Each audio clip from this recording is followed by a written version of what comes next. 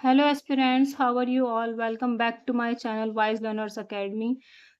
आज की वीडियो में हम बात करने वाले हैं DSSB PRT वैकेंसी के बारे में। तो मैं आपको बता दूं कि DSSB PRT की वैकेंसी का नोटिफिकेशन जारी हो गया है।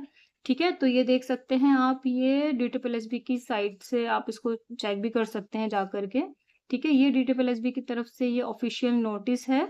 ठीक है, जिसमें हम वैकेंसी की बात कर रहे हैं यहाँ पर असिस्टेंट टीचर, प्राइमरी टीचर जो होती है उसकी। तो ओपनिंग डेट जो है आपकी एप्लीकेशन की वो 17 सितंबर से है। ठीक है, और 12 नून से, आपका आफ्टरनून से ये स्टार्ट हो जाएगा, 12 PM आफ्टरनून से। ठीक है, और क्लोजिंग डेट जो है इसका वो 16 अक्टूबर रहेगा। 16 अक्टूबर यानी कि 12 बजे तक आप जो है, सुबह 12 बजे तक आप इसको फॉर्म को फिल कर सकते हैं। ठीक है, और अगर हम इसकी पोस्ट की बात करें तो पोस्ट कोड है इसका हमारा, ये हमारा पोस्ट कोड है 802/25। ठीक है, ये हमारा पोस्ट कोड है। इसमें आप नेम ऑफ पोस्ट देख सकते हैं, असिस्टेंट टीचर प्राइमरी। ये एक तो DOE की तरफ से है और एक ये है NDMC, दो हैं। ठीक है, दोनों का ही पे लेवल यहाँ पर 6 है।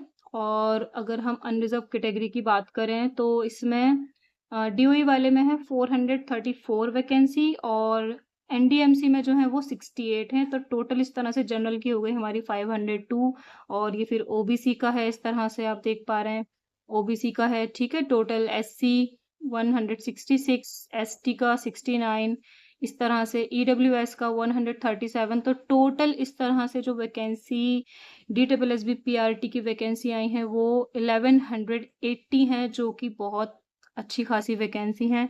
तो जो भी इस वैकेंसी के लिए एलिजिबल हैं तो अभी से आप लग जाइए प्रिपेयर करने में, अपने आप को, अपनी प्रिपरेशन स्टार्ट कर दीजिए। अभी हम आगे इसके एग्ज़ाम पैटर्न के बारे में भी बात करेंगे। ठीक है, तो ये हुई बात आपके पोस्ट के बारे में। ठीक है, अब इसकी एजुकेशनल क्वालिफिकेशन की अगर हम बात करें तो इसमें आपका देखिए सीनियर सेकेंडरी यानी कि आपका 12th जो है वो 50% मार्क्स है। ठीक है, और इसके साथ आपका 2 इयर्स का डिप्लोमा होना चाहिए, यानी कि DLED आपने किया हुआ होना चाहिए। 50% मार्क्स से अगर आपने 12th किया है, उसके साथ में आपका 2 इयर्स का डिप्लोमा एलिमेंट्री एजुकेशन में। ठीक है, जिस भी नाम से आप उसको जानते हो, BTC, DLED, DED, डाइट, अलग अलग नेम से उसको जाना जाता है। ठीक है, इसके बाद दूसरा जो है इसमें, और सीनियर सेकेंडरी और इट्स इक्विवेलेंट एटलीस्ट 45% मार्क्स। ठीक है, और दूसरा इसके साथ में क्या होगा, या तो ये 45% मार्क्स के साथ आपका 12th and 2 years diploma in elementary education. ठीक है, और NCTE से आपका जो है ये रिकॉग्नाइज्ड होना चाहिए। ठीक, ये है। इसके बाद अगर आपने 12th के साथ जैसे BLED करते हैं, अगर आपने 4 इयर्स का BLED किया हुआ है, यानी 12th में आपके 50% मार्क्स प्लस आपने 4 इयर्स का BLED किया है, तब भी आप इस पोस्ट के लिए एलिजिबल हैं। ठीक है, इसके साथ ही graduation and 2 years diploma in elementary education. ठीक है, ग्रेजुएशन के साथ भी अगर आपका 2 इयर्स का डिप्लोमा है तो भी आप इस पोस्ट के लिए एलिजिबल हैं। ठीक है, और एक और इसके अंदर 12th में आपका 50% मार्क्स, उसके बाद अगर आपने स्पेशल एजुकेशन में भी डिप्लोमा किया है, ठीक है, रिकॉग्नाइज बोर्ड से, तो भी आप इस पोस्ट के लिए एलिजिबल हैं। ठीक है, इसके साथ पहली बात क्या हो गई, पहली चीज हमारा ये कि आपका जो है क्या होना चाहिए यहाँ पर, 12th प्लस आपका डिप्लोमा 2 इयर्स का। ठीक है, इसके साथ में दूसरा आपको क्या चाहिए, आपका CTET paper first. CTET paper first आप क्वालिफाइड होने चाहिए, सीटेट जो है आपने वो क्वालिफाई किया हुआ होना चाहिए।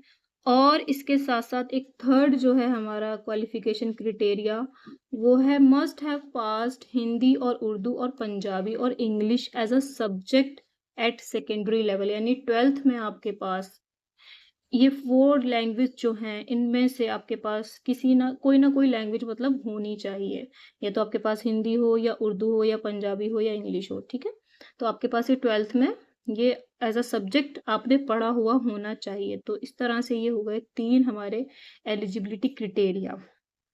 समझ में आपको आ गया होगा, और अगर कोई भी आपका क्वेश्चन है तो आप मुझे कमेंट करके पूछ सकते हैं, मैं वहाँ पर कोशिश करूँगी आपको बताने की। उसके बाद देखें, रिलैक्सेशन की अगर बात करें तो इसमें आपके जो मार्क्स हैं, मार्क्स में आपको 5% का रिलैक्सेशन मिलेगा एससी, एसटी, ओबीसी और पीएच के लिए, ठीक है?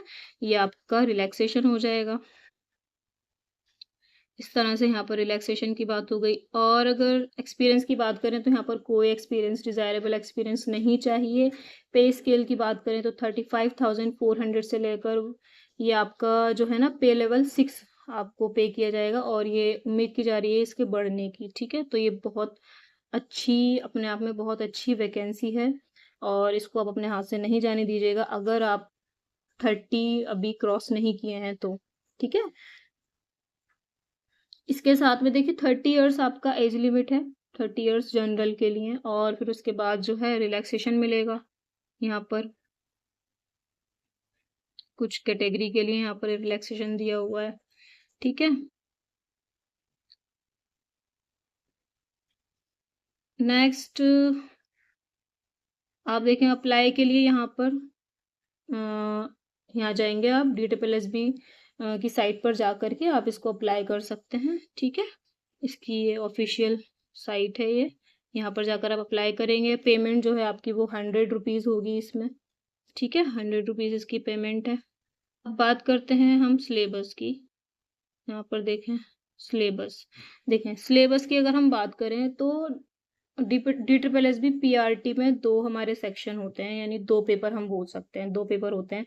सेक्शन ए और सेक्शन बी, यानी कि ये पेपर फर्स्ट और सेकंड 2 होते कंबाइन ही हैं ये, ठीक है? तो ये जो हमारा सेक्शन ए है, इसमें देखिए MCQs टाइप ही होगा आपका, ठीक है? और टोटल जो है हमारे इसमें 5 सब्जेक्ट होते हैं।